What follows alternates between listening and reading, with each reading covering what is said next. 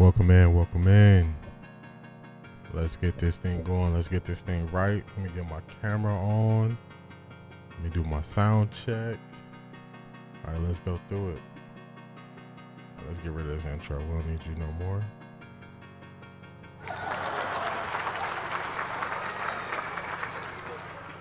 Intro gone.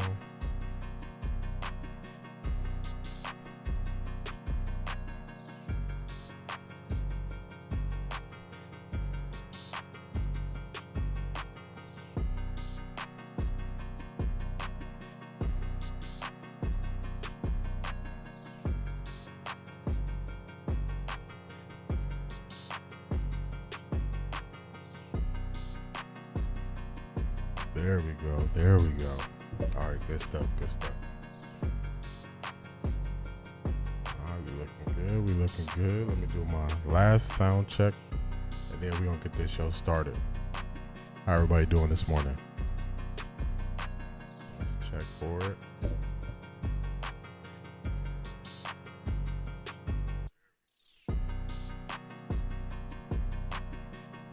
All right, solid. There we go. I got sounds and stuff playing everywhere.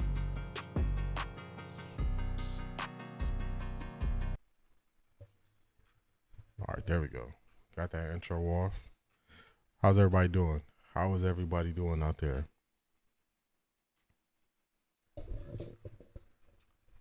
All right, there we go. Get my life together over here, y'all. Getting my life together. All right, so y'all see it. Y'all see the thumbnail. Thumbnail is the NFL didn't want him. Y'all see Shedeur. So I put together an entire show that I was going to have today. And the show I was going to do today was definitely more Dillon Gabriel based. I noticed that a lot of people were coming to Dillon Gabriel's defense. And when I saw that, I was like, this doesn't make sense. So certain things just kind of trigger my thoughts. And when I saw so many people coming to Dillon Gabriel's defense, I was like, I question that. And then I saw that Dillon Gabriel created just this media storm. Stephen A. Smith led First Take on Monday, speaking on Dillon Gabriel's performance and then Dillon Gabriel's comments. And after watching what Kevin Stefanski said on Sunday on his Zoom call, he said, oh, we'll let you know sometime this week. And then I saw that the Browns suddenly just released that Joe Flacco as the starter. He said he wanted to talk to the team. He said the guys are off Monday. Then they put that out. So I was like, okay, we are protecting Dillon Gabriel.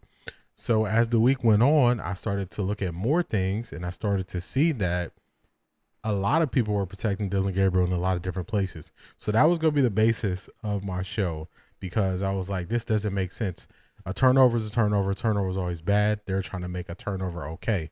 So that kind of just perked. I was like, okay, something to pay attention to.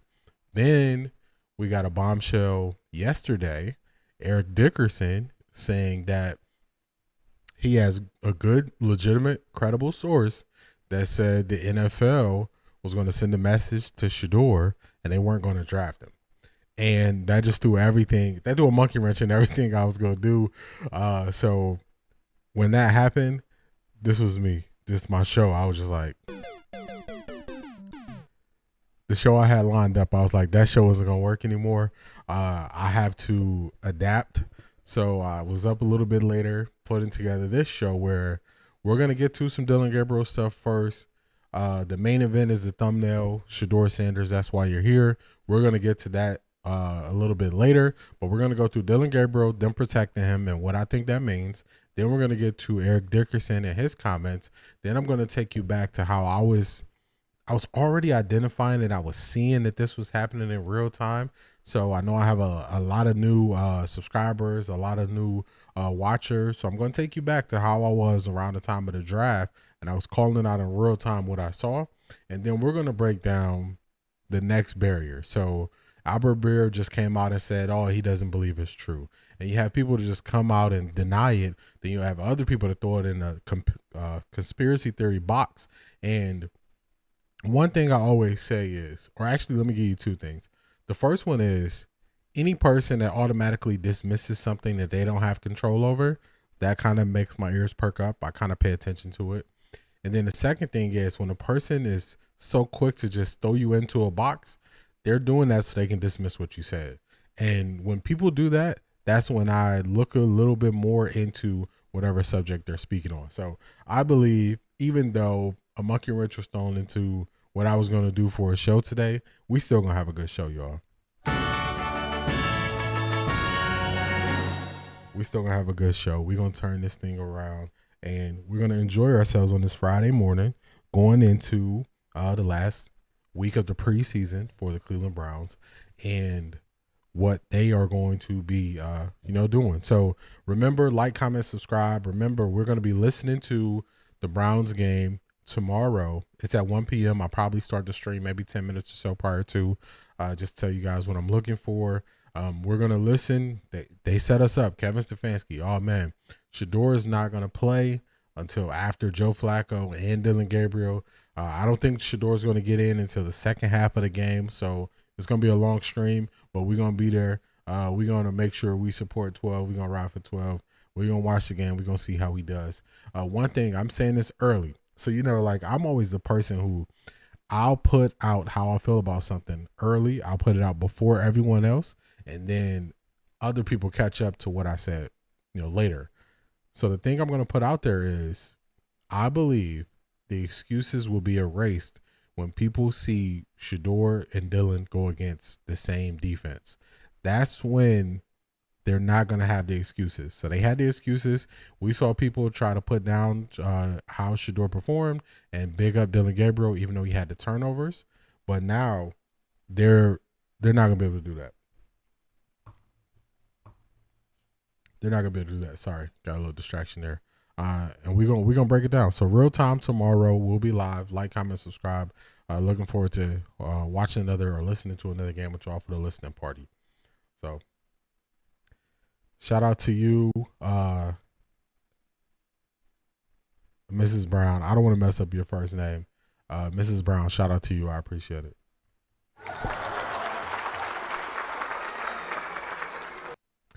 All right, so that was our long open, but let's get this show started. So just like I said, people are going to start to sound like me. This is going to be 92.3 The Fan. We're going to start out with them. So 92.3 The Fan, they are sounding like I sounded a month ago. And let's listen to it and see what they say. This is about the QB competition in Cleveland. 4 quarterbacks to begin training camp. Stefanski said it would be a competition. He didn't go into specifics about, well, would this be 2 guys battling for the starting spot, 2 guys battling for the backup or the third string. He never went into great detail about that. Yeah. I don't know how much he was pressed on it, but there are people out there that were under the impression that, like Shedeur or Dillon Gabriel, but mostly Shedeur, had a chance to start week 1 against Cincinnati. And all the behavior of the reps in training camp, the way that they divided or allocated the reps in training camp, the personnel groups the quarterbacks were pairing up with, it would have led you to an obvious conclusion that Shedeur Sanders and Dillon Gabriel had no shot ever really to start week 1. This was not a fair quarterback competition. That really wasn't, by the behavior, by what people were seeing at camp every single day, by the beat reporters and what they were telling you, and by some of the leaks that came out eventually, which...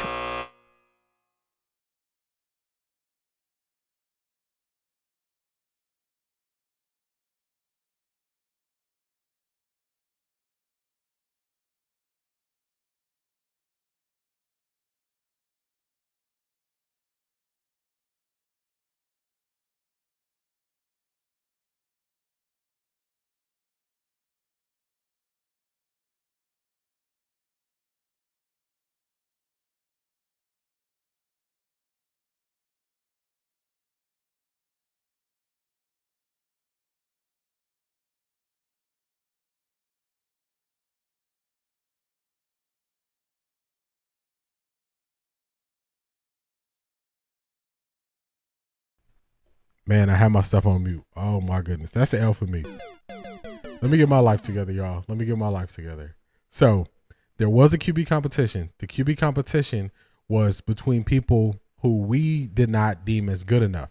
So Shedeur Sanders was not part of the QB competition. We saw that based on the reps. We saw it was nothing he could do to move up the depth chart. We saw even when he was consistent, he performed, he looked well in practice, he couldn't move up the depth chart. So the Cleveland Browns were not giving Shedeur a chance. Everybody can agree to that. We're going to push that to the side. The QB competition was between Kenny Pickett and Dillon Gabriel. And the loser in this entire situation is two of them. The Cleveland Browns front office who put this scheme together, and Dillon Gabriel.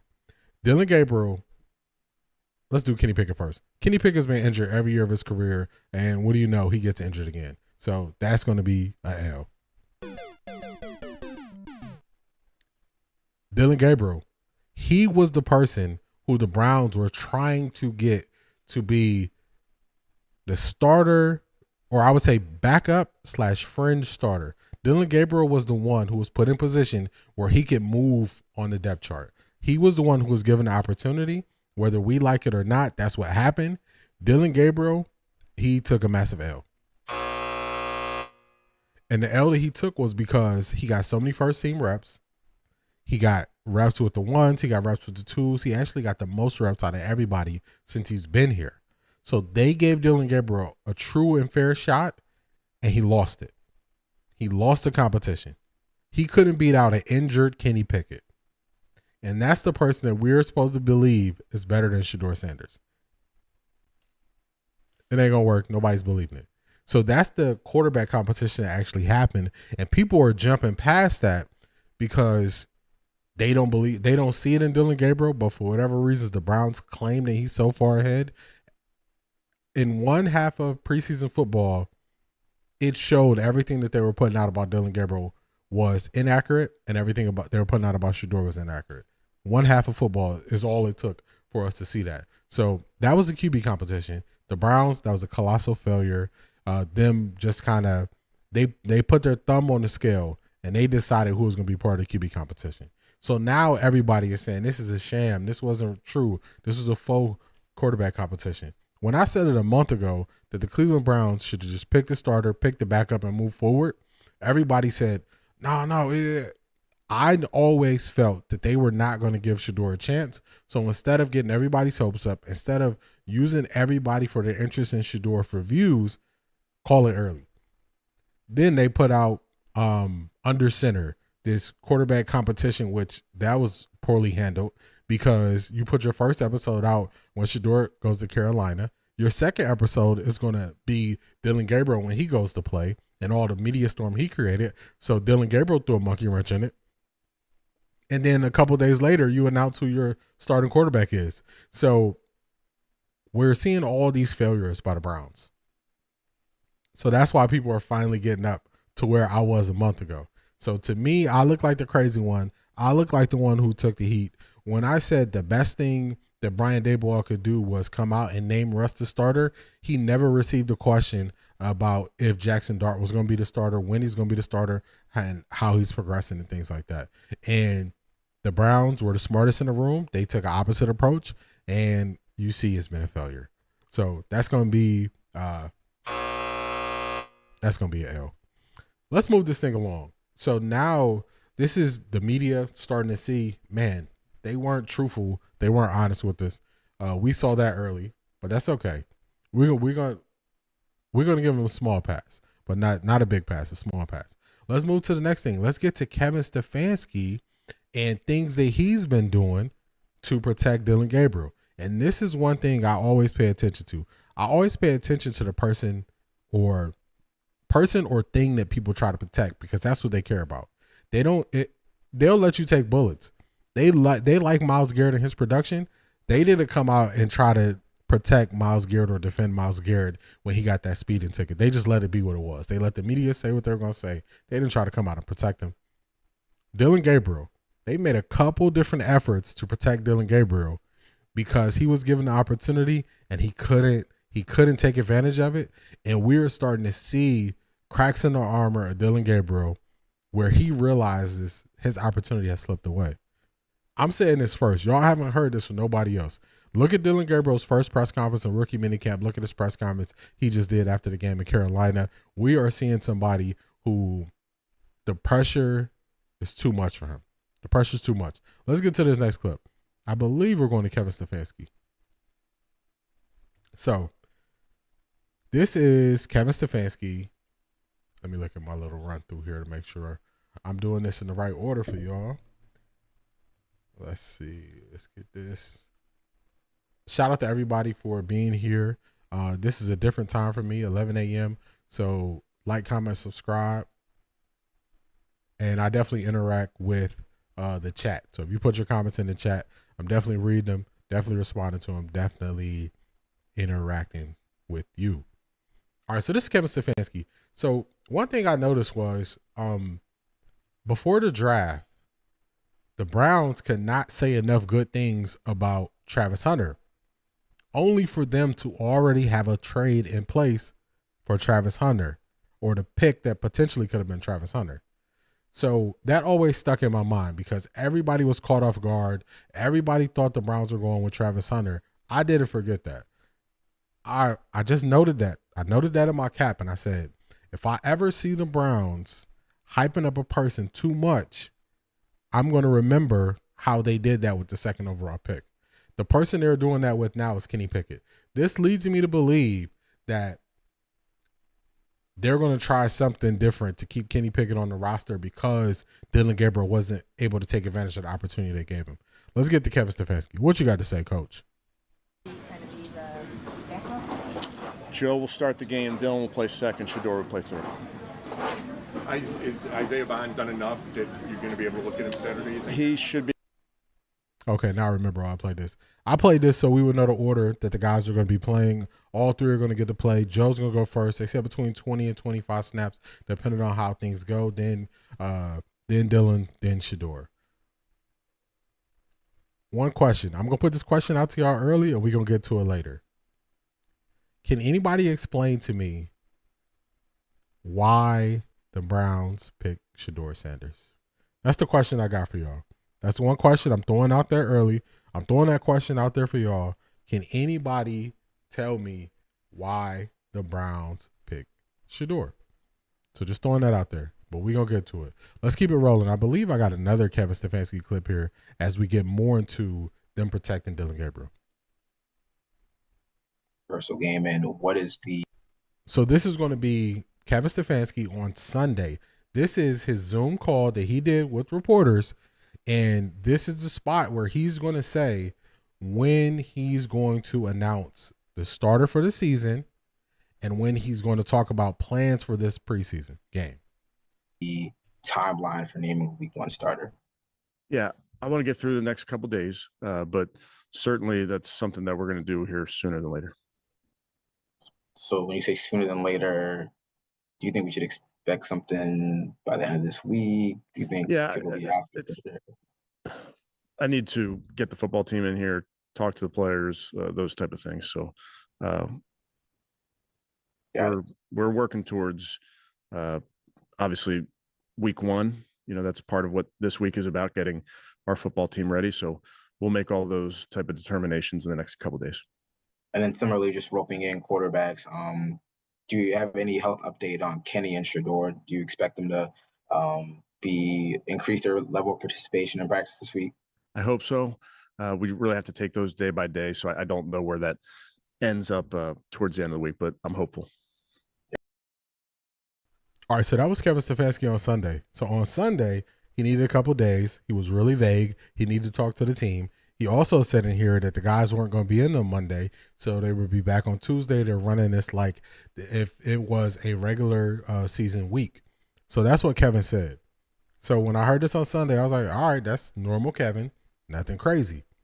The problem is Dillon Gabriel started a storm. And let's get to it. Let's get to the storm. Big time. Some of the stuff. So this is going to be First Take. First Take, everybody knows the biggest sports show that comes on. First Take opened up Monday morning speaking on Dillon Gabriel's performance, comparing it to Shedeur. And then from there, they went to Dillon Gabriel's comments. Now, Sunday, Kevin Stefanski needed time. He wasn't going to commit to when he was going to say who the starter was going to be. Monday, this happens. So let's get to it. First, this is going to be Orlowski Dan Orlowski trying to make it seem like it's okay for Dillon Gabriel to throw interceptions. Let's get to that first. Remember, they're protecting Dillon Gabriel here. I don't think Kenny Pickett has any leverage. I think Kenny Pickett, he missed a good opportunity because he got injured. He missed a good opportunity because it seems like the Browns like him for whatever reason. I don't got faith in Kenny. And I don't think the Browns really have a lot of faith in Kenny because they could have picked up his fifth-year option, which would have paid him a lot more money, and they chose not to do it. So I always felt like Kenny Pickett was going to be the one who was going to be out. Stuff that he didn't do in college, he did at the NFL, the manipulation of the defenses. And so I'd push back on the interception thing. I know the interception got a lot of play over the weekend. At the end of the day, the quarterback is the person who has the ball with the final decision. No question. This interception happens a lot because of the lack of spacing. I think the poor decision by the flat route runner kind of messes with the quarterback. So I really don't put that. He pulls his arms back right as the ball's passing him. So this is a lack of communication, but I don't put this on the quarterback as like, oh my gosh, I don't. The fumble I'm going to give to you. The fumble I do believe is Dillon Gabriel's. That's a very easy thing to fix with his footwork. But so you see right there, Stephen A is like, nope, I'm not going for that. I'm not letting you get away. He made a bad decision. The quarterback has the ball in his hand. Quarterback, the number one job as a quarterback is decision making. And Dillon Gabriel made a bad decision. And this is when I was seeing that they were going to protect him like that wasn't a poor decision. And that's when I started thinking, this is something. This is something to kind of just remember, keep an eye on, because if you notice, Dillon Gabriel's thrown the most picks. Dillon Gabriel's thrown the most picks since he's been with the Cleveland Browns. More interceptions than any other quarterback that's been on the team during this time. So I was like, man, they're protecting him. That's weird. But let's get to how Stephen A is going to finish this segment. And this is where I knew the Browns were going to protect him.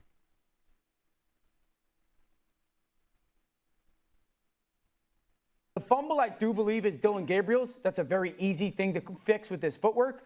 But that doesn't make me think that Gabriel plays worse than Shedeur. I'm sorry, Adam Schefter. I mean, stop the presses. Stop the presses. See, Adam Schefter. All right, that's not the right spot. Kenny Pickett, he wasn't a bad investment for the money if he could have did something with it.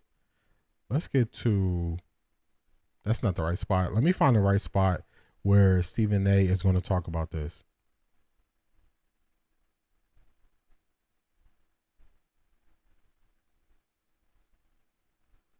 I don't think Stefanski is around the show.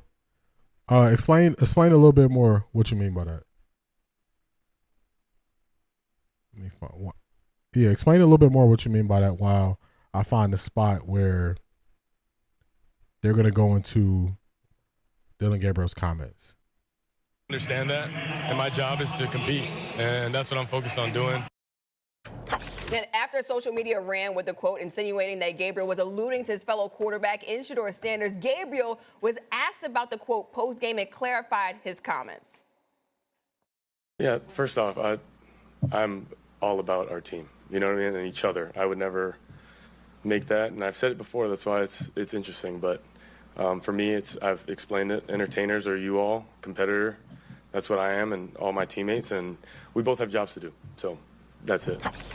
All right, our front office insider Mike Tannenbaum here joining the party. Mike T, you heard Dillon Gabriel right there. What was your reaction to the comments? Amina, I was surprised and disappointed. Dillon Gabriel really comported himself really well while he was in college. Those comments really fell short on a number of levels. Look, as a GM, I would sit down and say, hey, your only job is to get better as a rookie quarterback. Worry about yourself and compliment your teammates, compliment your coaches. You shouldn't be talking about a teammate or the media, which he tried to clean up afterwards. So he's just trying to make the team. He had a pretty good start despite 2 turnovers. So that to me was a little bit out of character, and that was really unacceptable. I'm glad he tried to change things afterwards, but I'd be surprised if we heard him say anything close to that moving forward. Yes. So you see how this is the first time Dillon Gabriel is really facing he's being shown in a negative light. So he's already going after the media, and he hasn't really done anything to prove the media wrong based on their assessment of him. And now he's taking shots at the media. So you see the first person, not good. Let's see if Stephen A is next. Let's see what Stephen A says about it. Stephen A, it got really messy on social media. People just assuming that Dillon Gabriel was talking about Shedeur Sanders. What was your reaction? Far beyond the the parameters of a football field. People are competing. We compete here on television. You compete with radio shows. You compete on Wall Street. You compete on Madison Avenue. Everything, especially in America, as it pertains to a capitalistic society, involves competition. To the victor goes the spoils. There are people that are, Jimmy Johnson said it best. He said, I will be very, very consistent in treating you as inconsistently as possible. Those who produce get treated differently than those who don't. What he said echoes the mentality of all of America practically, and most certainly the world, as we see things being globalized more and more every day. It was a stupid, idiotic, immature comment, because clearly you were feeling the heat because a lot of people was talking about how Shedeur should be QB number 2. But I know he was not talking about Shedeur Sanders. He was talking about the media. Here's the problem. You've now heightened the level of scrutiny coming your way because the media, including myself, heard what you said. So in other words, it's entertainment. It's not competition, really. So when you go out there and you compete like trash, because you will have days when you look like that, we're going to remember those comments. And we're going to remember the shot that you took at the Fourth Estate, which is the media institution. Whether we like to or not, some of us will be kind, like myself, because we don't want to do that to you. Others will be merciless. But in the end, no one will be wrong, because who instigated that fury against you? It would be you. Very, very idiotic and stupid for you to say what you said. So y'all see, the biggest sports show, this is how they opened up on Monday. Speaking on Dillon Gabriel, a little bit about his performance, not giving him a pass for his turnover and interception. And then Stephen A is talking about how he's calling out the media and how the media won't forget it. And he's creating a problem. So this is why I say the Browns were starting to protect him. Okay, got you. Okay, I agree with that, yes. I think that I think Kevin Stefanski can make certain decisions, but he doesn't have full reign of the team. So I definitely agree with you. I agree with you there. All right, so that's when they started to change how they were speaking on Dillon Gabriel. After this happened a couple hours later, that's when the Browns put the press release out. Remember, this is Monday, that they're going to now name Joe Flacco the starter. And that was to clean up the mess that Dillon Gabriel made. Early on, we heard all those things about Shedeur. How would he fit in the locker room? How would other guys get along with him? We heard all these things, arrogant. We heard all these things. What do you know that the person who's supposed to be polished, who is supposed to be so good on the whiteboard, so good with speaking to everybody, the higher floor quarterback, played at 3 different colleges, been on big stages, he's the first one to cause a media storm in a negative way. So, hey, that's going to be an L for Dillon Gabriel. And we're going to keep this thing moving forward. We're going to keep it moving forward. So this is when I started to see the tables turn for Dillon. And I went further. I said, okay, why are they protecting him? Maybe he is. I do see a sense of false bravado in Dillon Gabriel. I don't believe he has that natural confidence that Shedeur has. You can see if you compare and contrast how they carry themselves. You can see one seems to be true, one seems to be kind of playing a role, kind of faking it till they make it. I'll let y'all determine which one is which. So I just start paying attention to how everybody's talking about him. Now let's get to Ultimate Cleveland Sports Show. They say something on here every week I could talk about, but I don't want to keep going to the same well every week. But let's get to what they had to say. So this is going to be when they are grading how Shedeur and Dillon performed. remember, y'all gonna hear me say this a lot. You have to have a philosophy with how you speak on things. Jay is going to give Dillon Gabriel a B. Let's get to it. It's going to be a lot of yapping, but we're going to get to him giving Dillon Gabriel a B despite the 2 turnovers. And then we're going to post some receipts on Jay and how he really feels about turnovers. So then you got to ask yourself why. With Shedeur, I said, I look at the stats. Stats are very important. Those are the analytics. That's what we can take away and we can discuss. But first, I want to talk about did he look like he could play quarterback in the NFL? Easily, yes. So did Shedeur. I thought Shedeur had more to prove to me in that area because I already felt like Dillon Gabriel was that guy. I saw him enough at Oregon to know that if he didn't make it in the NFL, it was going to be size related, not skill set related. And I did not have the assessment that Shedeur Sanders was definitely going to be an NFL quarterback. He did prove something to me with his first start.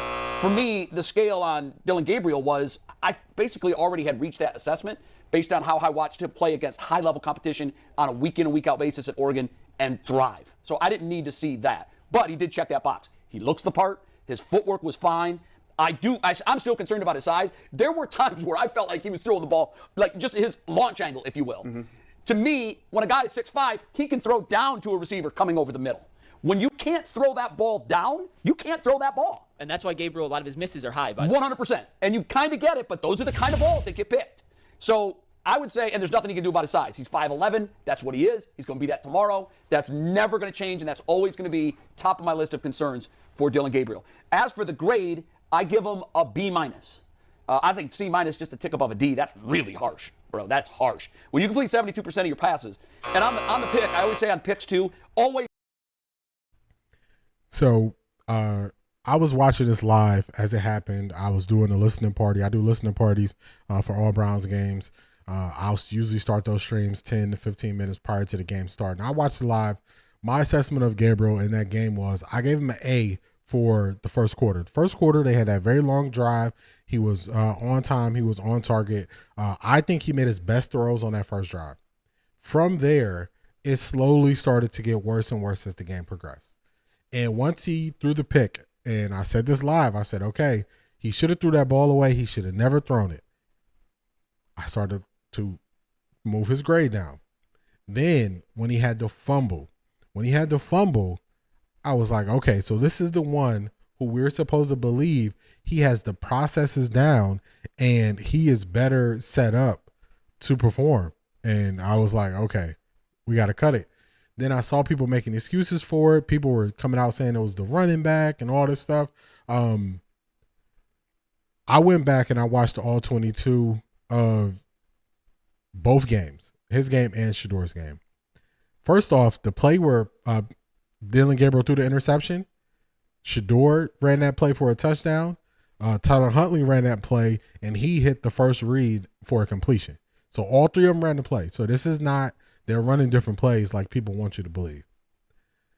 Then I looked at the running play. The running play that they ran that running play prior to that. So that's how I immediately saw the problem was with Gabriel. And then if you watch the play, Gabriel's doing all these like choppy steps to try to get to the point. That lets me know he was the one that was in the wrong. And if you look at the angle of where the running back is cutting, there's no way that could be an inside because they had like a trap block right there. So the running back would have ran right into that trap block. So that wasn't right. So I saw that and I was like, okay, this is odd. Dillon's messing up. I was like, people aren't going back and watching it. So we just saw Jay give him a pass and give him a B-, even though he had those 2 turnovers. But if y'all know me, y'all know I'm always pulling receipts on people. I'm pulling receipts longer than CVS. Receipts just printing.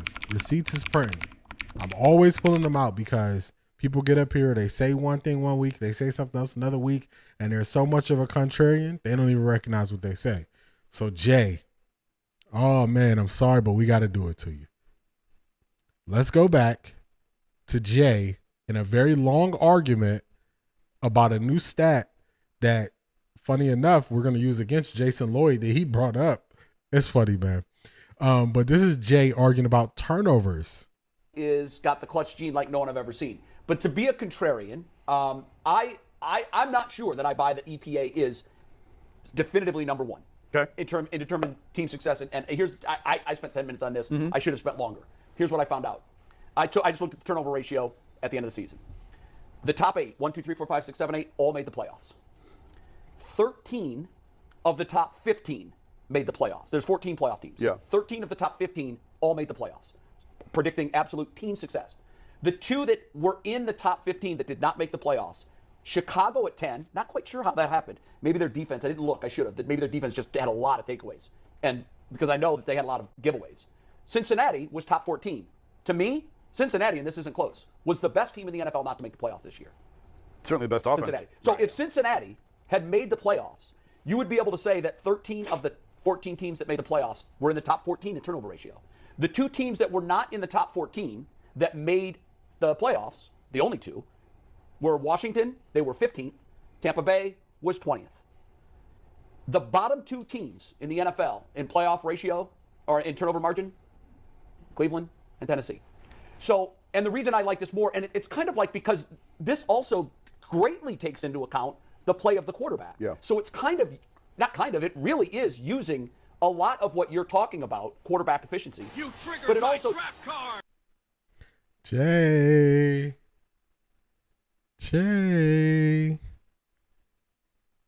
So last year, you were talking about why the Browns didn't have success in their season, and you said it's because of turnover ratio. And a lot of that was because they had so many turnovers and they couldn't create turnovers.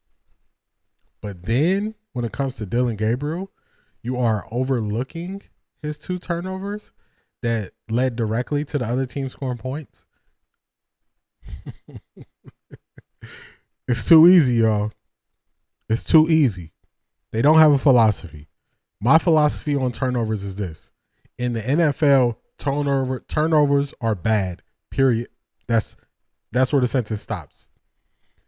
When you get into this web of trying to put the blame on this person for the turnover, put the blame on that person for the turnover, so you can protect somebody, you end up like Jay. 6 months ago, turnovers bad. 6 months later, I thought Dillon Gabriel was a pro quarterback, and his turnovers are okay because they're not all his fault. It's not going to work. And these are reasons why people question the Cleveland Browns. They question the Cleveland Browns media. They question the beat reporters and everybody speaking on the Cleveland Browns for a long time, because this week I've never heard people defend turnovers so much in my life. Never heard it. Have y'all heard it? Have y'all heard people defend quarterback have 2 turnovers this much in your life? Because I haven't. And these are all the things that make people question you. You say, okay. So that was an easy one. That was a layup. As soon as I saw Jay making that argument and saying that a B- for Dillon Gabriel was what he graded him despite the turnovers, I knew, because I have already seen Jay argue about turnovers, because last year Jameis had so many turnovers, I knew he stepped in and put his foot in his mouth. So that was an easy one. Remember, they own this circuit. They're trying to protect Dillon Gabriel. Let's get to the next one. Now we got Jason Lloyd. Jason Lloyd is the one sitting right there. Jason Lloyd is going to be the one who gives the stat that he believes determine true success for an NFL quarterback. You might ask, why am I bringing this up? Because, of course, Jason Lloyd stepped in it too. Let's go, Jason Lloyd. Back do with the ball in his hands.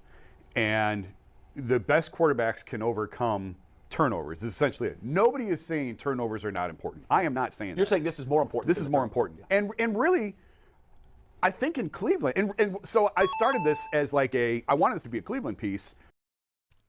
I hope y'all caught that. EPA per dropback is more important than turnovers, is what he just said. So let's see what he says next.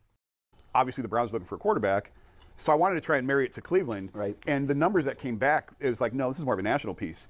And, you could lose the turnover battle, but if you win the EPA per dropback differential, which is basically your quarterback's numbers against the opposing team's quarterbacks. If your quarterback wins Can you explain on dropbacks, briefly how that EPA is so there's 100 different variations. Okay, so then don't go into it. Well, no. So for this, the reason I like EPA per dropback is it does take turnovers into account. Right, yeah. And as Bull and I were talking before the show, there's really nothing subjective about it. It's down and distance, it's time on the clock, it's score, it's third down, fourth down. It's all of those factors factored in. So you don't necessarily get credit for garbage time passes. But you do get credit for 4th and 3, converting on 4th and 3. You get dinged for turnovers. So it takes turnovers into account while measuring it against turnovers. So if you win the EPA per dropback differential, if your quarterback is better than their quarterback, that's more important than if you lose the turnover battle. And we saw that with Kansas City Buffalo. Kansas City lost the turnover battle and won the game because Mahomes, statistically, was better than Josh Allen. By a little or by a lot? To me, I thought they played.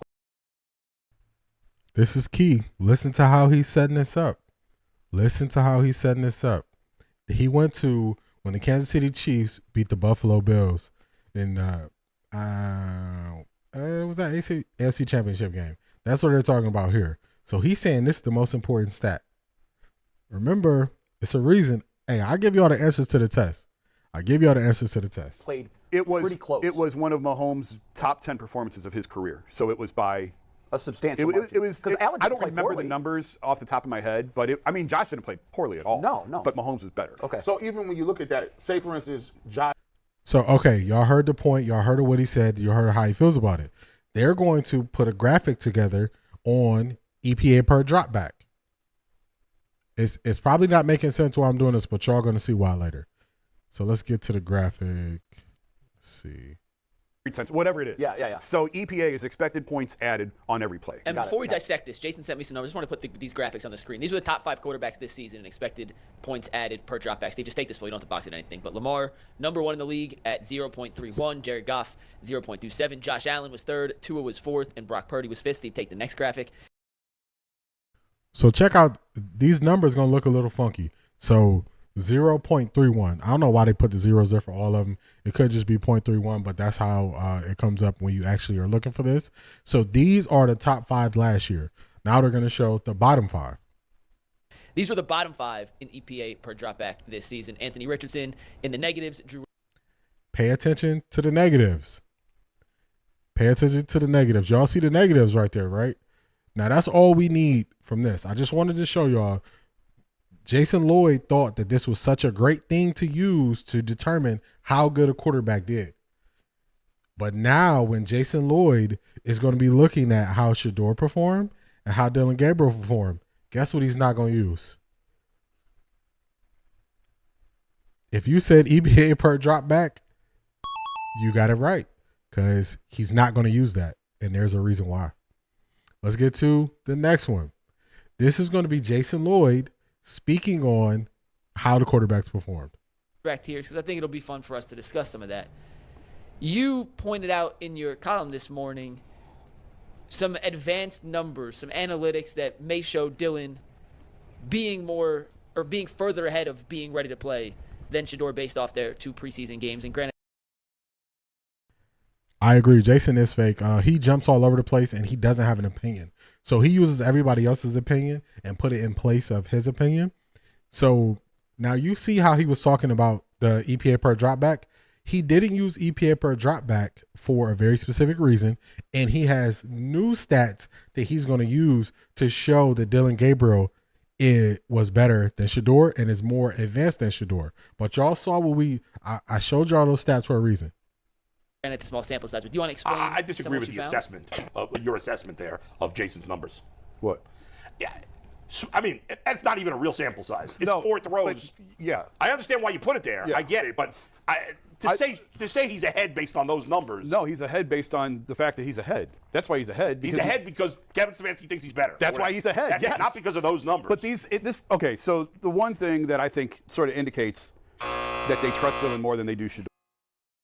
Y'all see how quick Bull called him out? I don't always agree with Bull, but Bull is he can smell kind of the BS when people are trying to BS them, and he called Jason out right away. Jason touching his ear, just signs of being uncomfortable. So let's see what Jason pulls. If he can pull the rabbit out the hat, y'all. Browns use pre-snap motion 45% of the time on Dillon's plays, 31% of the time on Shedeur. On third down, it increased to 63% for Dillon, 18% for Shedeur. That has nothing to do with. So listen to the stats he's using. He's using pre-snap motion to determine that Shedeur is more advanced. I mean, Shedeur is not as advanced as Dillon. You know, we just heard what he used. That's what he's using. And Bull called it out because it's only 4 plays he's able to grade and judge where that would prove true. So Bull is saying it's already a small sample size, and this is even less of a sample size. But y'all know what I did? I've been working. See, when I was going into how much they were trying to protect Dillon Gabriel this week, I said, you know what? Let me look up the stat that Jason thought was so important that he used it and said this is his new stat that he believes in more than anything else when he's looking at quarterback play. So, of course, he didn't bring up the EPA per dropback. Let me find it. I went and created a full-size graphic for y'all. Where did I put it? Did I put it here? All right, so if you're looking at the screen right now, I can't see the screen, but I put it up. I wanted to make it large enough so y'all can see it. EPA per dropback, Dillon Gabriel versus Shedeur Sanders. Dillon Gabriel, remember those numbers we were talking about? Dillon Gabriel's was a negative 0.30, driven down by the pick 6 and a lost fumble because the EPA per dropback takes into account all of your plays. Shedeur Sanders was plus 0.20, boosted by 2 touchdowns and no turnovers. So,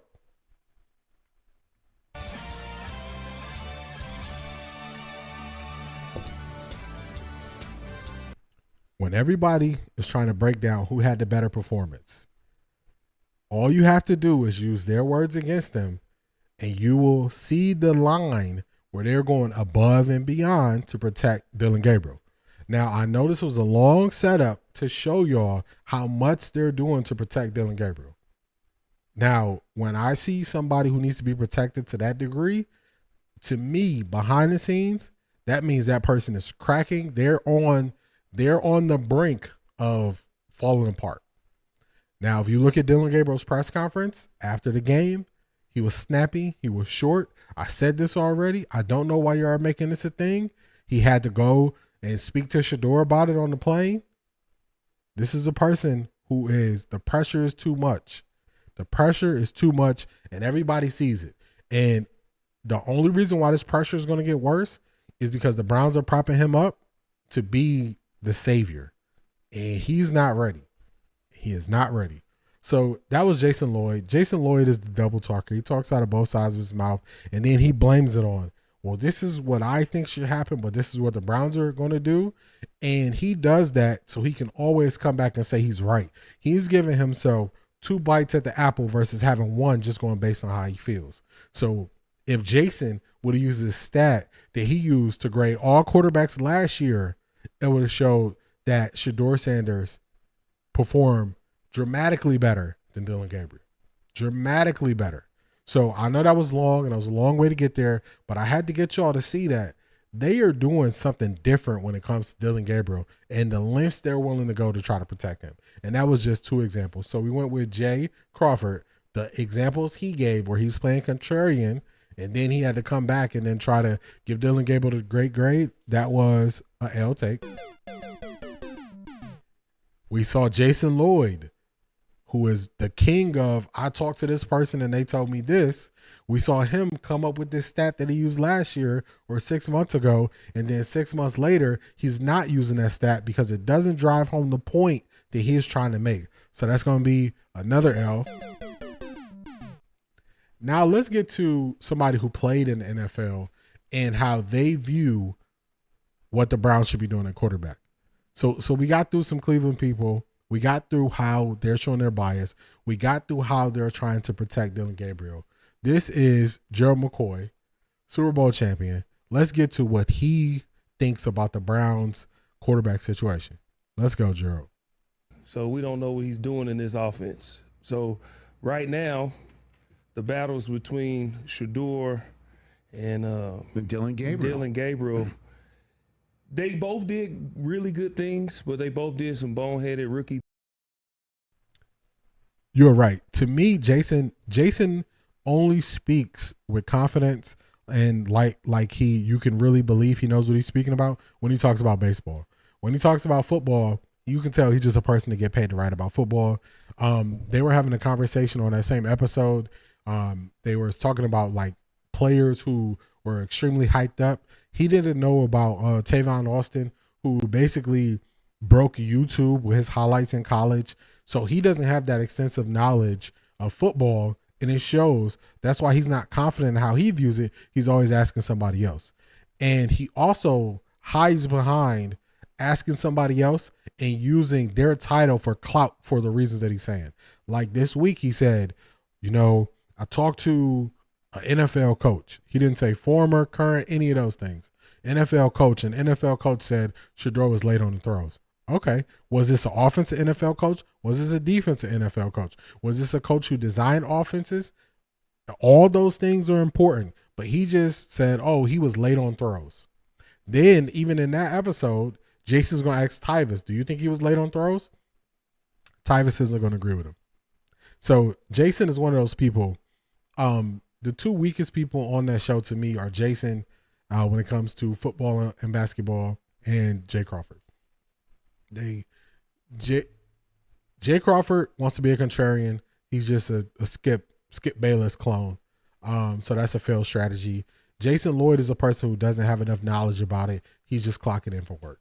So, and you see it. I think when you get to that point of whatever you're doing, you just clocking in and going through the motions, and you don't have an understanding and you're not getting better, then you should just move out the way and let somebody else jump in that spot. So let's get to Joe McCoy. Things, however, if I'm picking, I'm going with Shedeur because he doesn't have that antsiness that you've seen from Dillon Gabriel. Like that interception he threw on the sideline was just kind of like a antsy, like, I just got to do something. Whereas Shedeur is more like, if it's not there, just throw the ball away. Or I might just take the sack. But I'm not just going to force it. So if I need a number two that's more patient, that I can trust when chaos ensues, if I'm the coach, I'm going with Shedeur. Well, and again, as you pointed out, not a surprise that Flacco is the week one starter. I said in our...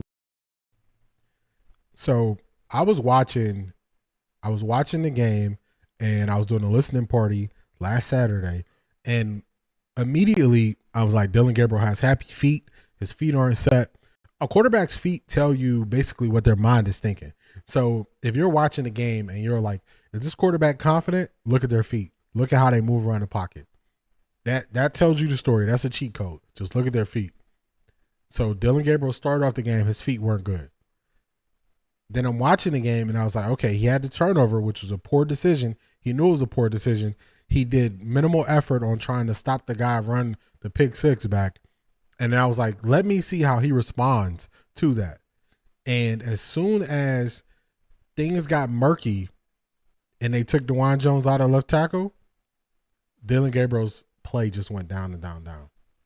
So that means what I take from that is this is a player who needs a perfect environment to thrive in. And the NFL rarely offers you the perfect environment. So that's my assessment there. That was the first hour or so, just about 55 minutes in this thing. Shout out to y'all. Shout out to y'all for, liking the video. Shout out to y'all for your interaction, commenting. I appreciate it. It definitely makes it better when we got people here who are tapped in. So shout out to y'all. Also, just remember, tomorrow I'll be live. I'll probably go live about 12:50. We'll be doing a live listening party. So even if you're watching the game on your TV and you want to see how other people are speaking on things that they are seeing, we had a very nice turnout last week. So this week you can tap in. So like, comment, subscribe so you can be notified when I go live and we do that live listening party. You'll get my analysis on the spot, in the spot. A lot of people, they got to go back and come back. I'm giving you analysis on the spot during the game, what I'm seeing. So definitely tap in for that. So we went through how they're trying to protect Dillon Gabriel, and then now we're going to get into the Shedeur Sanders side of things. So let's go here.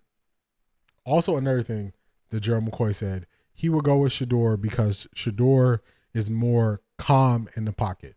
Very key. Your quarterback has to be calm in the pocket. If you're not calm in the pocket, you're going to rush through reads. You're not going to view the whole field. You're going to miss assignments. So you need a calm quarterback.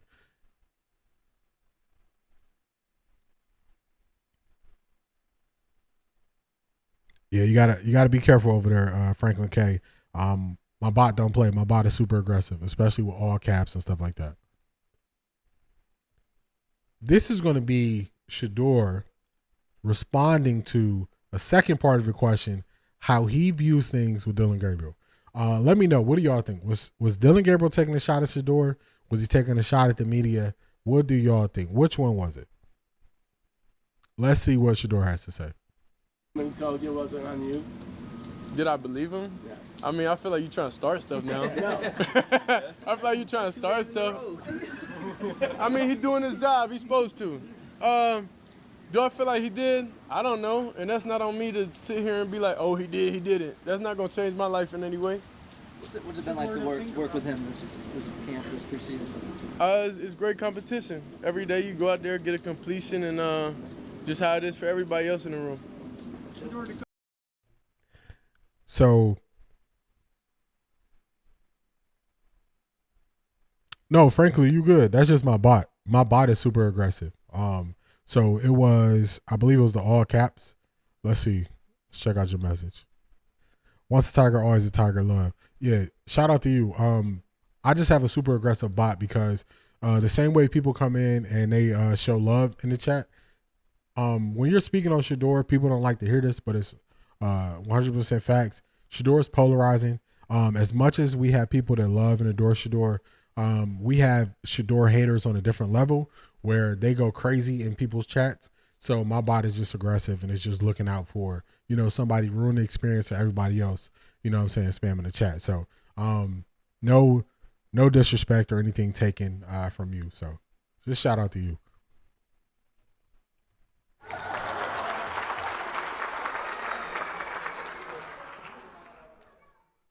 Now, when it comes to Shedeur could have said, yeah, I agree, it wasn't about me, or no, it wasn't. He just said, hey, that ain't up to him. I like it. Shedeur is helping the Browns out on so many different levels. He knows the power of his influence. He knows that he has a following on a different level, and he is making sure not to throw the Browns under the bus, because he could be throwing the Browns under the bus with how they've been doing things, how they've handled things, and he is not doing that. So you got to appreciate, I know the Browns appreciate that him getting up there saying, hey, I'm just cooking, no rush for me to play, because if this was any other team and this was a true quarterback competition, the best man will win. And that's not what's happening in Cleveland. I didn't expect that to happen in Cleveland. We're going to take a look at the Colts. The Colts, they used a top 5 draft pick on Anthony Richardson. Anthony Richardson is the prototypical quarterback that you probably would build if you could just create a quarterback. He's tall, he's fast, he's athletic, all those things. But he can't turn that into anything on the field. That's why during pre-draft, when everybody was saying things about Shedeur being athletic and all this stuff, I was like, how many times are y'all going to fall for the person who's overly athletic and never turns into anything in the NFL? It keeps happening over and over and over again. So I just don't believe in an overly athletic quarterback. Shedeur is doing them a lot of favors. So they have to be excited and happy with how he's not throwing them under the bus with how they have fumbled this situation. Definitely fumbled it. So let's get to the bombshell news that came out yesterday. Eric Dickerson and what he said. So this is the news that made me kind of condense what I had going on for my show, adjust some things, because this calls for a little bit deeper of a dive into it. So let's go here. This is what was said. 570 and had this to say about Shedeur Sanders. And I'll tell you this much here, what I heard from someone that's in the NFL, that the NFL told other, don't draft him, do not draft him. We're gonna make an example out of him. And this came from a very good source, And he said that, I won't say who, somebody called the Cleveland Browns and said, don't do that. Draft really? him. Yep, draft him. Don't do that. Because they weren't going to draft him either. They weren't going to draft him. Your thoughts, Albert? Yeah, I always. So before we get to Albert, y'all know how I feel about Albert. Before we get to Albert, let's just look at how the draft went down, how it played out. And if you don't believe what Eric Dickerson said, explain this to me. Why did the Browns take Shedeur Sanders in the draft? Why did they draft him? That's the question. That's the question. It's only one question. If you believe what he's saying is a lie, that's the question. Where is it at? You ain't got the answers. There it is. You ain't got the answers. You ain't got the answers. People don't have the answers to that question. It's one question. Why did the Browns take him? Now, from the time this happened, I always said if the Browns believed in Dillon Gabriel so much, why would they ever take Shedeur? Nobody can answer that question. Also, nobody can answer the question why they drafted him. This is what I believe. I believe the Browns, like everybody else, and how this draft played out, it seemed like Shedeur Sanders was not on these teams' draft board. It seemed like teams that needed a quarterback, they crossed out his name on the board. Because just look at it. We know about stuff that happened with the Giants. The Giants, I believe, are mainly responsible for these things that happened with Shedeur. So we saw that. Then you have the Saints. Early on, word was coming out the Saints were not going to draft Shedeur. Early on, and you like, man, y'all need a quarterback. Who y'all taking? Y'all not taking Shedeur. So to me, it seemed like that he was just off people's board. Then you look at teams who are on the fringe. You look at the Jets, who could have took Shedeur. You look at Seattle. You look at the Raiders, who all these people saying he's developmental prospect. If you got a quarterback in place, if you got a Geno Smith in place, why not take Shedeur late in the draft? If you got a Sam Darnold in place, you telling me Jalen Milroe is a better prospect than Shedeur Sanders? I'm not believing it. Look at their tape for the last 2 years in college. I'm not believing it. So to me, this draft was going on like Shedeur wasn't an option for teams. Move forward, go back to the Browns.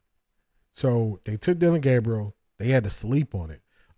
Immediately, I said, it looks like Kevin Stefanski wanted Dillon Gabriel. He was big up in their family and stuff and all that stuff, saying hi to the mom.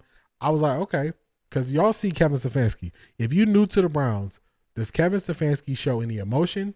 Does he ever, he rarely smiles, cracks jokes, all that stuff. When he was saying hi to the mom, I was like, that's different.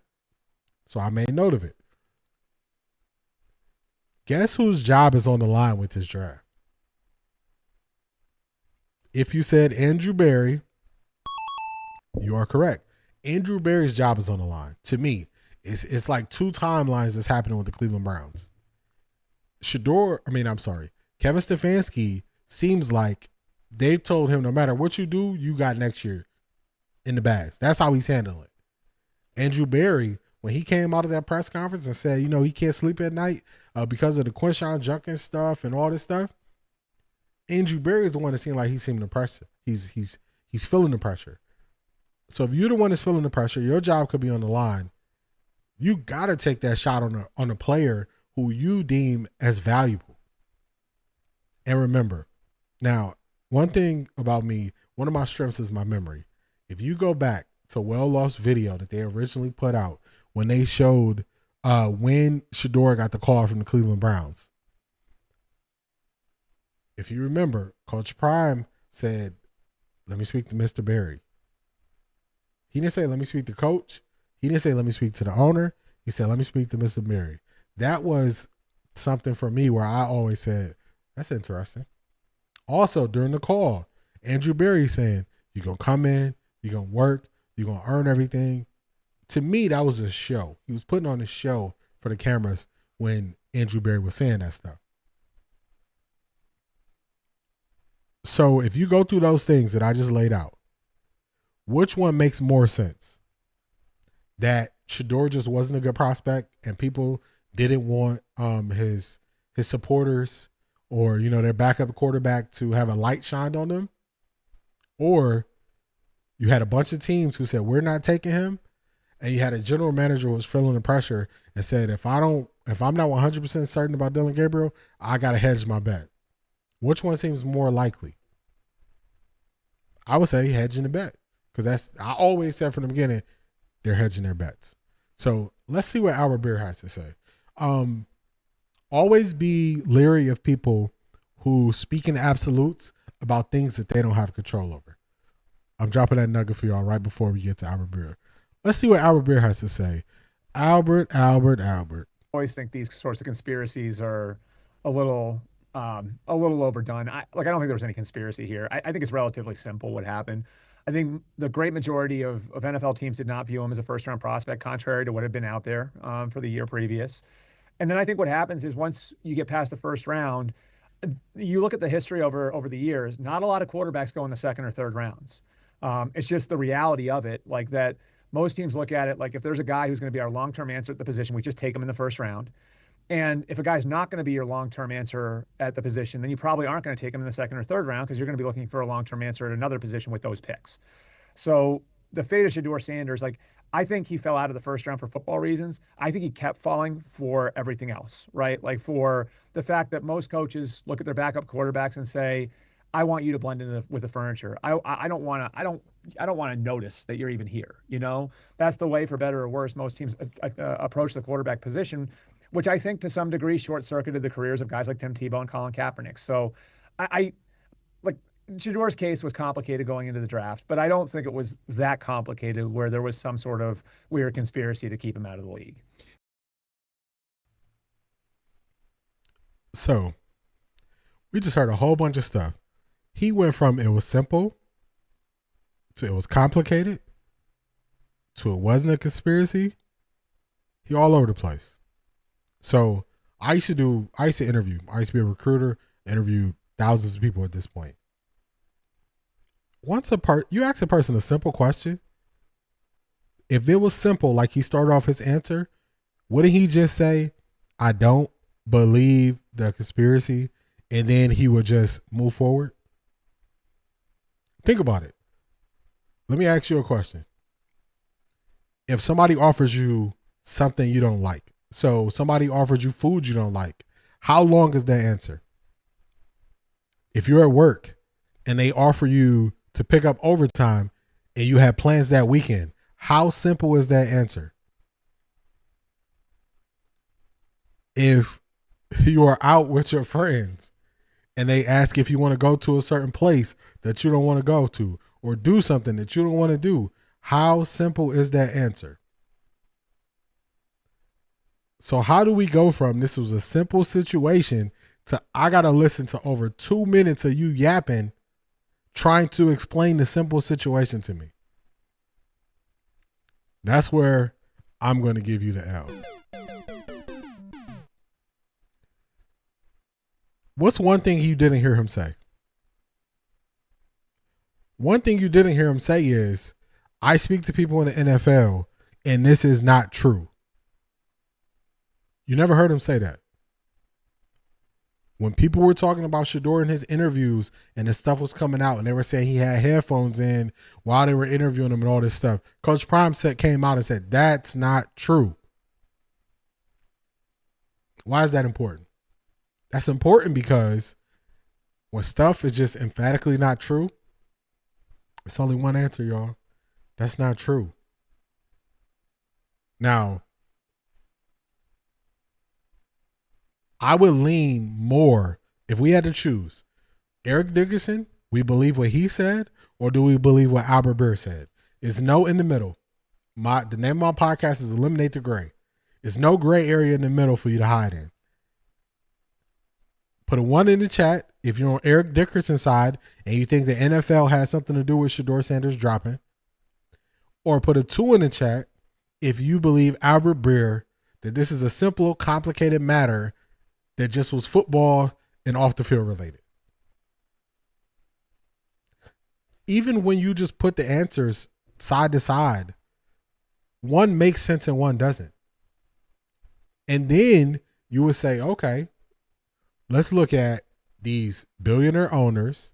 Let's look at, because when you look at situations like this, you got to say, is there a history? Is there a history of the NFL doing things like this? And if that answer is 1 in the chat, then you know that there is a history of this happening. So let's start here. Colin Kaepernick. We don't even got to go through the whole story of Colin Kaepernick. Colin Kaepernick sued the NFL. The NFL lost and had to pay him out of settlement. What does that mean? There was some form of collusion going on that went against Colin Kaepernick. Right now, we got text messages that were released. The NFLPA had to get rid of the 2 top people. Why? Collusion when it came to guaranteed contracts for quarterbacks. That's 2 examples I'm giving you all of collusion. Let's throw it back. Has there been other leagues where they've got in trouble for colluding? Let's go back to the NBA. The NBA got in trouble for colluding Jim Jackson, and he was going to sue the NBA when David Stern was still running it, and they found out about the collusion.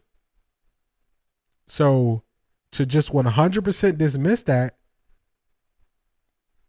shows that you are just picking a side without even doing any type of analysis on is it a possibility that this could happen. And I would agree with y'all when I say it's a possibility that this could happen. Now, I used to be one of those people that would just give people grace and would say, man, these are billionaires. They did everything on the up and up to get there. As I get older and as I look at how things truly happen in life, people are way more reckless than we want to believe. I said it last week. The NFL has 2 cases that are in court right now with John Gruden that the NFL is going to appeal, but potentially he's going to get discovery. People are going to get to see the truth behind the NFL shield. You got Brian Flores. He was saying that there was discrimination. Other coaches joined that lawsuit. The NFL is going to appeal, but we're going to get to see how the NFL is truly ran. When you actively have cases like that going on, how can you just immediately dismiss what Eric Dickerson said? In any other field, nobody would just immediately dismiss that. They would say, is it a possibility? And is there a probability of this happening? Possibility, I would say automatically yes. Probability, I would say yes based on the history of them doing other things similar to this. So Albert Breer, every time you come here, you always leave with the gift. The problem is the gift is always an L. Every time it's an L because he just takes the NFL side. He's the mouthpiece for NFL teams. And one thing I'm starting to realize is these reporters don't really have any value to the fan. These reporters only have value. These reporters only have value to the teams when they want to put a message out. Let's see. Just look at what God has shown. My bad. My bot is pretty aggressive, but I got you. Essie. Just look at what God has shown. Understand, y'all.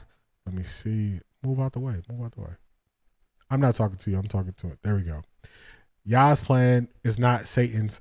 Don't like a rich black man and strong dad who raised strong son. What Prime has always called 12 grown. I agree. Look at what they said about Shedeur Sanders leading into the pre and post draft, and look at how he's handled himself. I said it months ago. I said people don't know Shedeur, and as they get to know Shedeur, they're going to question why they ever view Shedeur this way. Actually, let me pull it up. I got another clip. Let's see.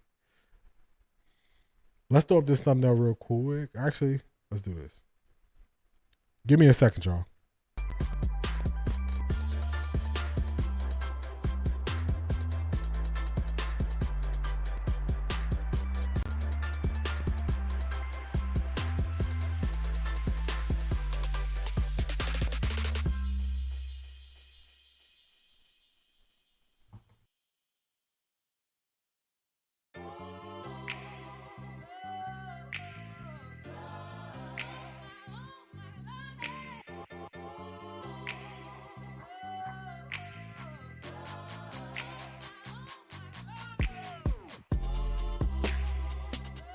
All right, we got to play this. This is Eric Dickerson here.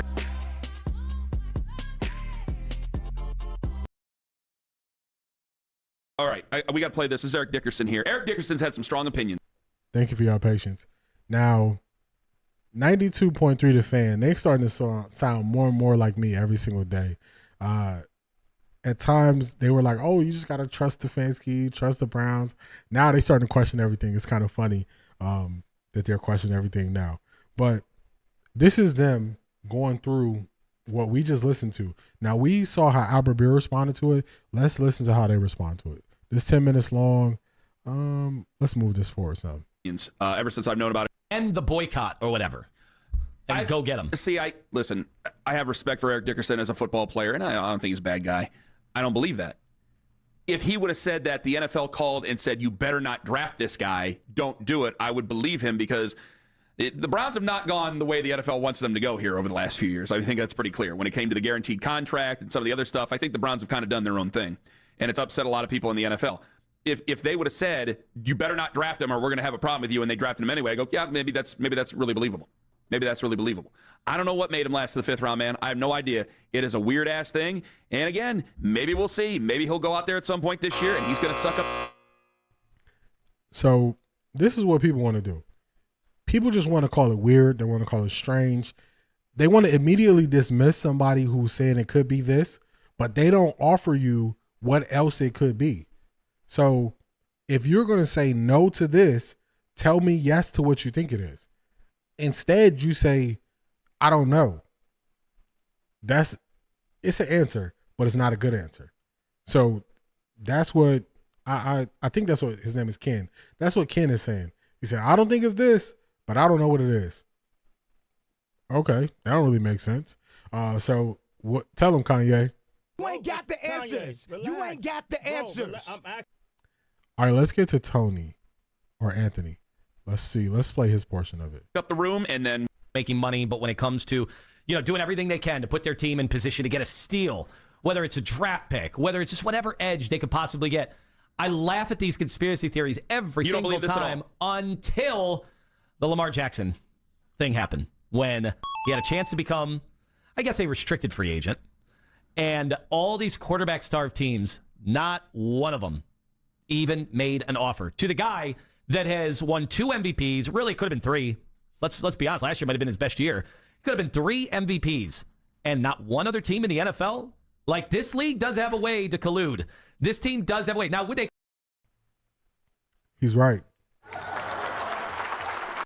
I totally forgot about the Lamar Jackson situation where nobody made an offer to Lamar. And the messed up part about the Lamar situation was you had teams like the Falcons. This was before the Falcons signed Kirk Cousins.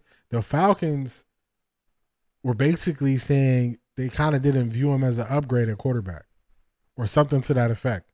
And this is right after the Falcons were involved in the Deshaun Watson sweepstakes. I totally forgot about that. So shout out to Anthony for bringing that up. We have multiple times where you can say that they've colluded. So for any person that just comes out and says, no, they didn't, are you not believing their history of doing things prior that are very similar? So shout out to him, because I totally forgot to mention the Lamar Jackson situation. They collude. Here's where he loses me. Why would they pick Shedeur Sanders? First of all, likable kid. I don't care. The people that don't pay attention don't think he's likable because they don't know anything about him. The people that called us about nepotism, and it's like, have you ever actually watched him deal with people in the community? The most famous.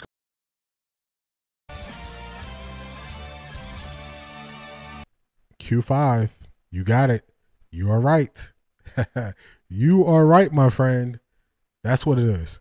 So I wanted to play it to that point once I thought about it. So I did a show. Let's see. This was 3 months ago, and it's very small on the screen. Let's see if I can make this bigger for you. That doesn't help. I used to only stream in vertical. I used to do some stuff that it was when I wasn't when I was getting my footing. But I did this 3 months ago, and the title of this is "Don't Believe the Lies." Let's see. Actually, let's do this. Y'all gonna see me do this thing live. I'm gonna bring this up on my channel so y'all can see it.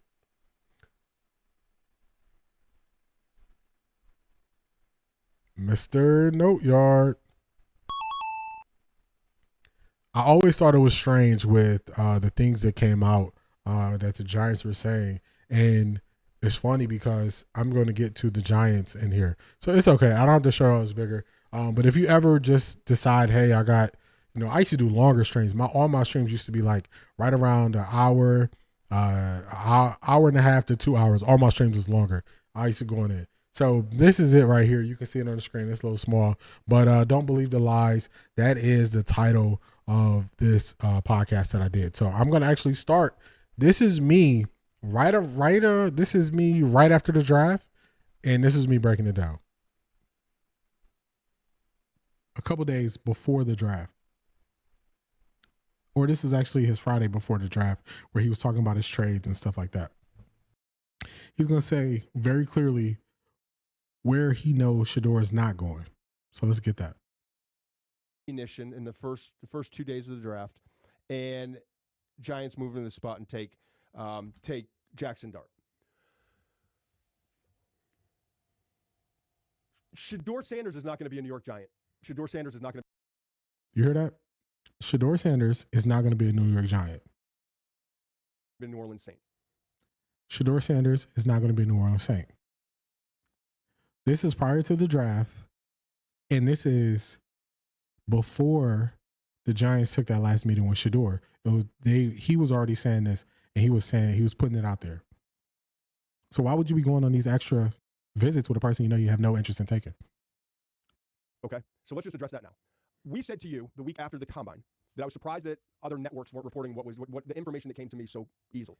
Shedeur Sanders is a good young man. Shedeur Sanders has always been respectful and everything else. Some interviews didn't go well, including with the New York Giants, I'm told now. And I think what happened early in the process, there was a feeling that they could handpick. I don't think. Coach Prime came out and said it himself. I'm gonna handpick the places that my son can go. So you see where the issue lies? So that's it right there. This is from I did this on May 3rd. So that's when I actually was speaking on this. And when you go back to what I just played, so you have him right here, Anthony Lima, saying, why would they do this to him? The answers was always right there. The answers was there. So just to do a quick recap of what was happening, what Todd McShay was saying, Todd McShay said he wasn't going to the Giants. He wasn't going to the Saints. Now, later on in this episode, I'm going to break down how he wasn't going to the Steelers. So I was just breaking down how teams who needed a quarterback were coming right off the board. And it was because they had issues with what Coach Prime was saying pre-draft. So when you have guys in Cleveland who didn't follow Shedeur, they didn't pay attention, they're like, but why would they just pick Shedeur? They are looking at Shedeur how they view Shedeur now that he's a part of the Cleveland Browns. They're not looking how Shedeur was viewed around the draft, right after the draft when all this stuff was happening. So that's where the disconnect is. Let's see. I think he's going to say, so it seems like I was just putting it out there that, hey, that's what they took exception to. No, he's saying it right here. That's what they took exception to. They took exception to the fact that he came out and said that he was not going to allow his son to play for certain teams. And that's something that I'm going to keep saying, and I'm going to keep saying it because I want y'all to hear how many different people say this exact same thing. But then they want to say it's not because of Coach Prime. They want us to believe it's because he had poor interviews.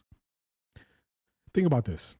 Shedeur Sanders had the custom cleats that were New York Giants colors for the bowl game that he warmed up in. Do you think that's the team that he wasn't going to give his all in the interview? He got custom cleats made. It was reported. Coach, players. So you got to ask yourself, I've been asking these questions for months. I know I have a bunch of new viewers, a bunch of new subscribers. Shout out to all of y'all. Definitely appreciate y'all. But I know in some cases, everything is moving forward. Stuff is moving backwards. So sometimes I just want to get back and show y'all like this has been there. So this is why when I hear Eric Dickerson say something like that, I don't think it's outrageous. They think it's outrageous because they weren't following the story to the level that other people were following it. So let's see.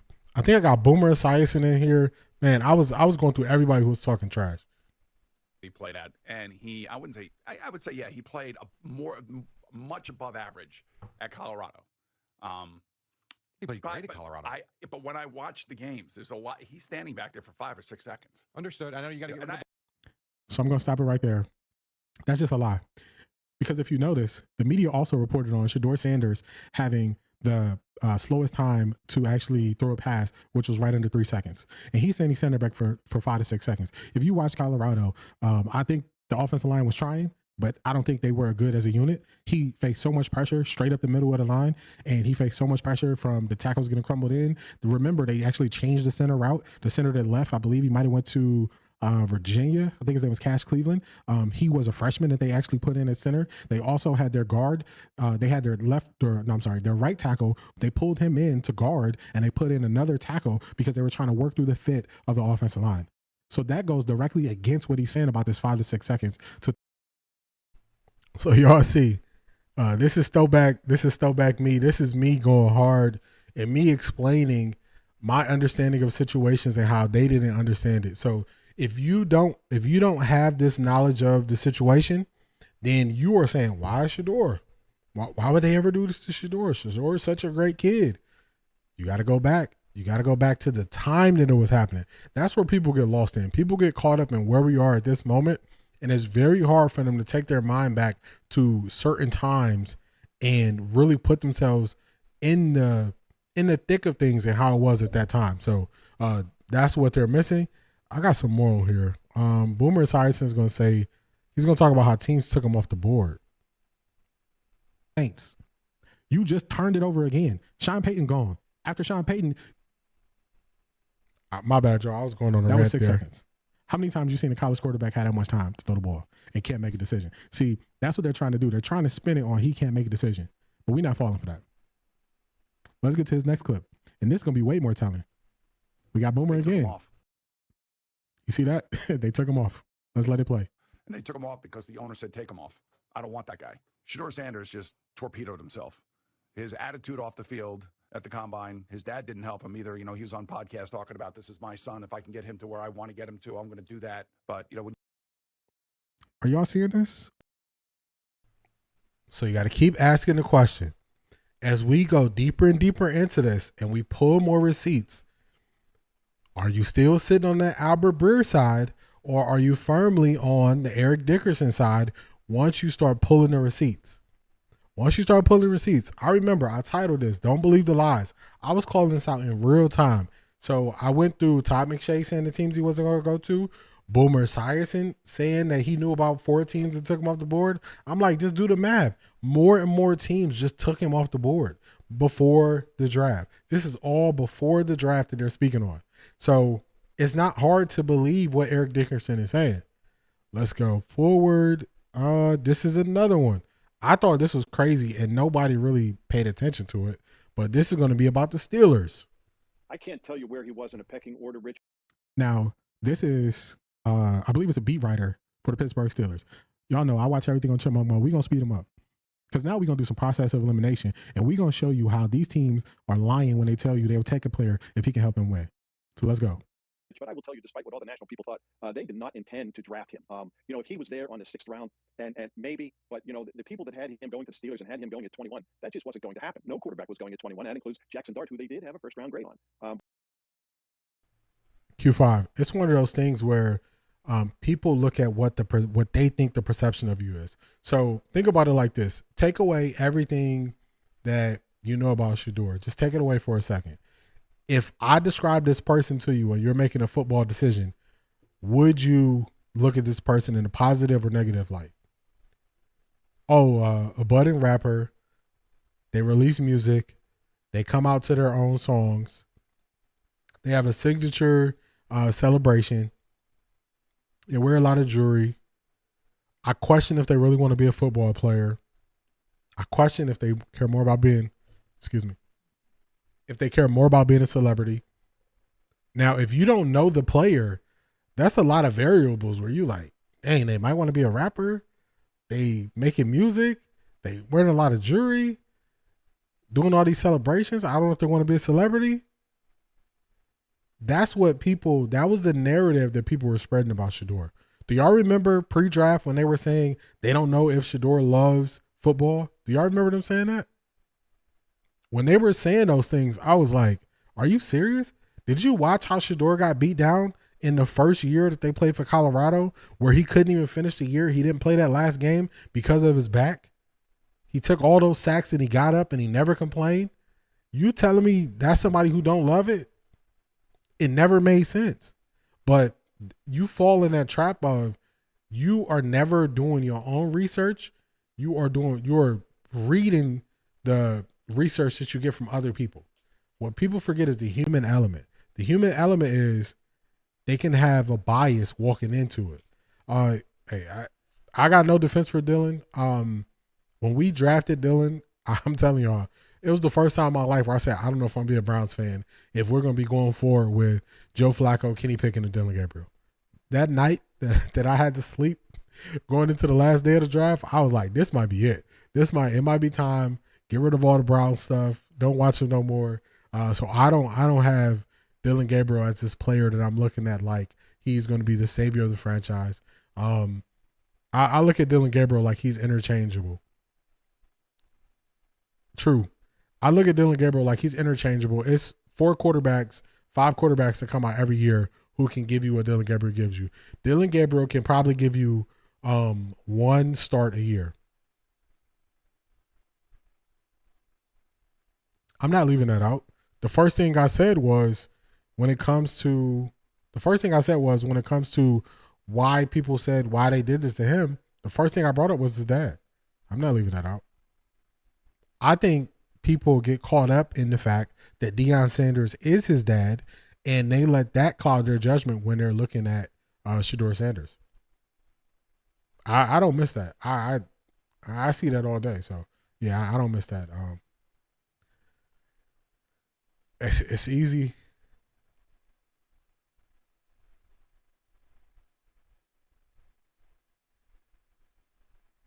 All right, I'm gonna have to read some of y'all messages here because when the messages get a little bit long.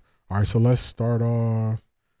Dang, my bot just D-Money, my bad. My bot did that. I'm gonna read your messages out loud. Bot just went crazy there for a second. Okay. All right, so this is D-Money. No. What the real issue is when Deion Sanders was a superstar, he was valued so much to the point where he could treat owners like anything. So now they're taking it out on his son. I would agree with that. If you tell me all of that, this is a user unknown. If you tell me all of that and also tell me it's Deion's son, then it all makes sense. I'm also going to think he probably nice too if it's Deion's son. Okay. I get what you're saying. Okay. That makes sense. Yes. Unknown user, that makes sense. In the context of when I was describing them, I got you. That makes sense. Yeah, my bot is very strict, but what I'll do is I can grab the messages and read them on this side. Valid points. Super valid points.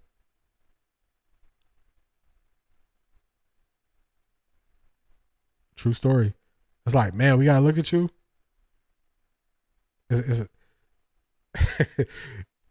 I'm gonna bring in a family thing. I usually don't bring in family things. This is not family with me, but just think about. I'm gonna give you all a scenario. I think it's kind of funny. Think about when the baby mama don't like the baby daddy, but the son or daughter looks just like the baby daddy, and she got to see the baby daddy in the son all the time. So, hey, user unknown. Hey, the bot is there because for the people who hate. But it'll tell the people even I agree with. It will say some stuff. Let me see. Somebody just got clipped right there. D-Money, let me read out your next one. Where did it go? Hey, stop. All right, let's see what we got. All right, let's see D-Money's. Corporations like the NFL don't like when people have more power than them. They like having all the power. That's why when their best player wants to leave, they send them to a bad team. That is a fact.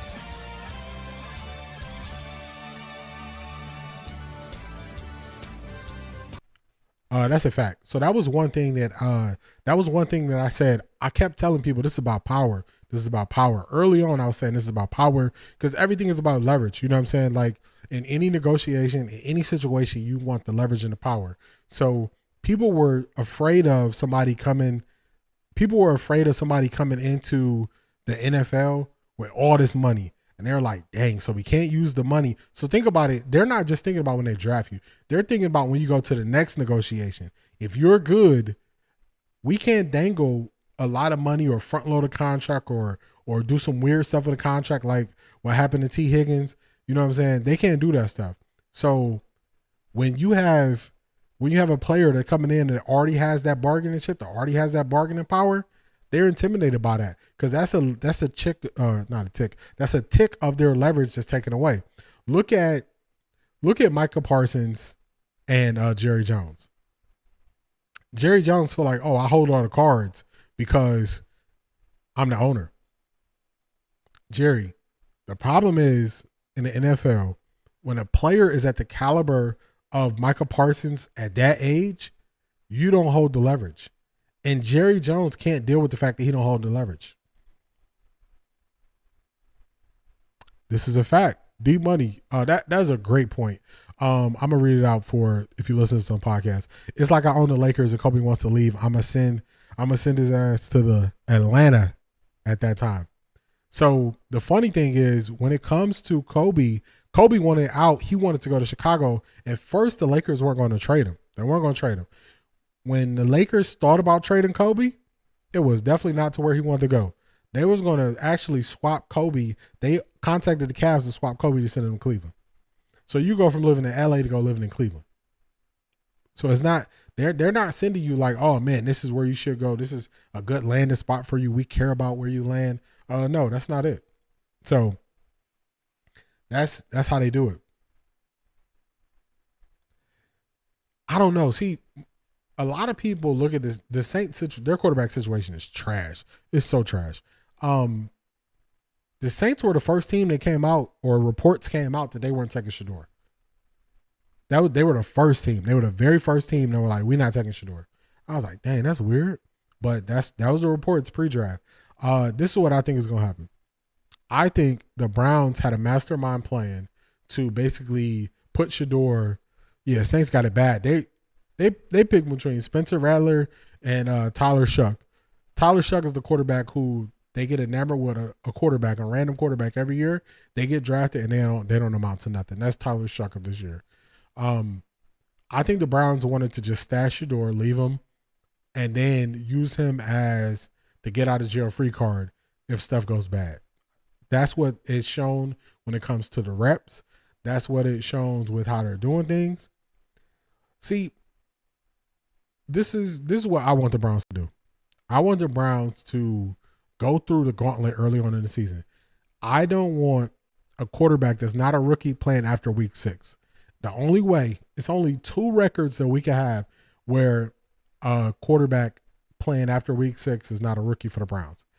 If that quarterback, or if the Browns record is 5-1, or if the Browns record is 4-2. If the Browns are 3-3 after 6 weeks, it's time for change. That's just it. And actually, I'm going to flip this. I think Shedeur is the better quarterback between him and Dillon Gabriel. Surprise. But I want Dillon Gabriel to get to start first. And y'all probably said, dang, that's crazy. You want him, you know why I want him to go first? Because I don't believe in Dillon Gabriel.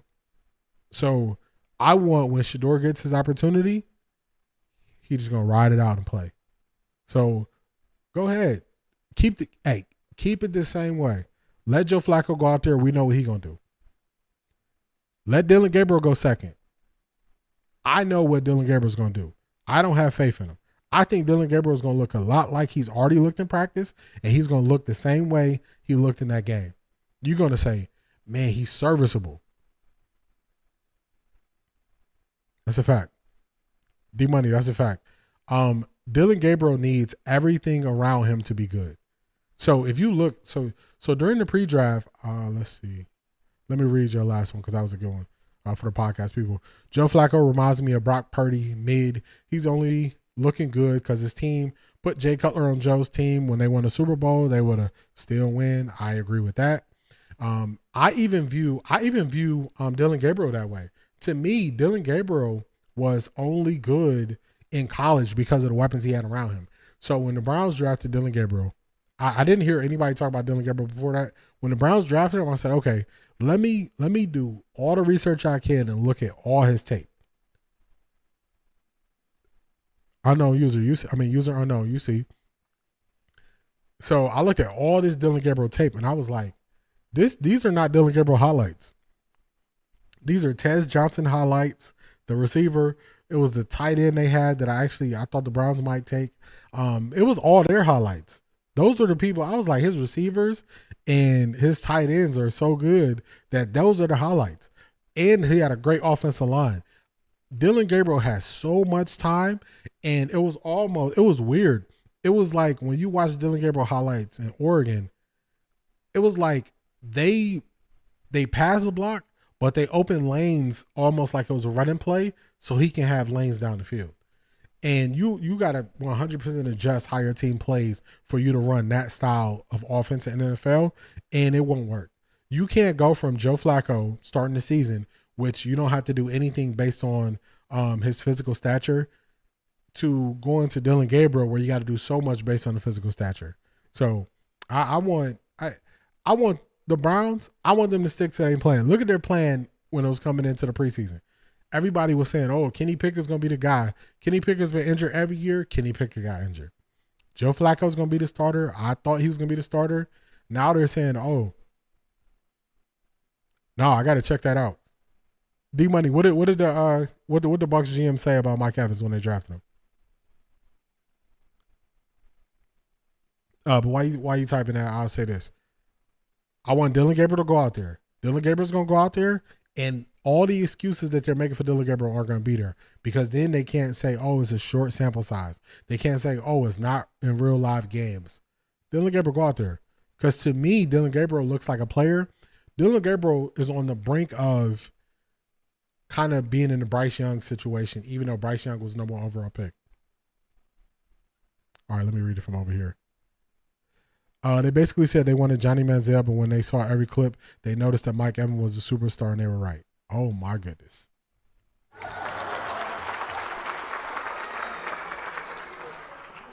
Talk about it. Talk about it. That's how I view Dillon Gabriel. So they view him the same way. Dang, I never saw that clip, but that's so true, D-Money. So I want Dillon Gabriel to go out there, and then I want Shedeur, because I want Shedeur to get that runway without looking over his shoulder, so he can go in with that confidence that he wanted to in Carolina. Shedeur's confidence was on another level because he knew it wasn't a short leash and it was going to pull him out. So when he gets his opportunity to start, I want him to go into the game looking at that exact same way. I want him to not be thinking about, if I make a mistake, they're going to be trying to put Dillon Gabriel back in, or we got Kenny Pickett waiting who's not about to be injured no more, or nope. I want, what's the old saying? The first shall be last and the last shall be first. I want him to go last. I want them to go through all their other options of who they thought was better. That's what I want. And I think I think Shedeur could be the starter by week 8 or 9. I think he could be the starter if they do it the way that I'm saying they do it. So if they go Flacco first. I don't think Joe Flacco's making it game 7. Then they go Dillon Gabriel. I think Dillon Gabriel is going, after 2 or 3 games, the team is going to go and say, we got to push Shedeur in. And that's what I'm banking on. I know that when it comes to like excitement and when it comes to just the ability to watch the Browns, I'm a Browns fan. I'm watching them anyway. But I know that excitement is going to ramp up a lot once he gets out there. And also, just to put a bow on this, I think this will be the Browns falling into something good. This will not be something they plan. Because to me, it seems like the Browns were very comfortable with going into the year with their QB room being Pickett, Flacco, and Dillon Gabriel. And that would have been an epic failure. So I feel like they're just falling into this situation that could turn around for them, not based on their competence. So let me know what y'all think about that.